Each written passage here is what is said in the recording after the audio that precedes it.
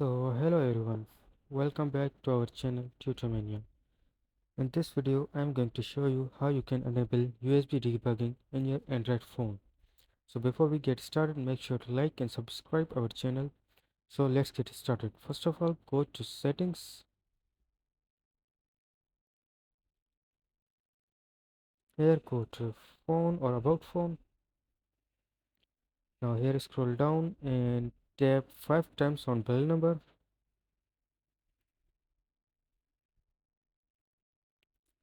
Now after you are in a developer mode, go back to your settings.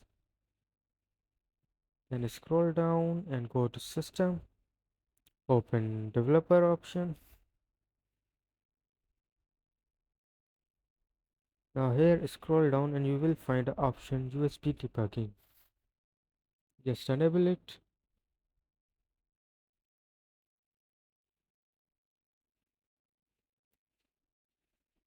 That's it. That's how you can enable USB debugging in your phone. Thanks for watching. See ya in the next video.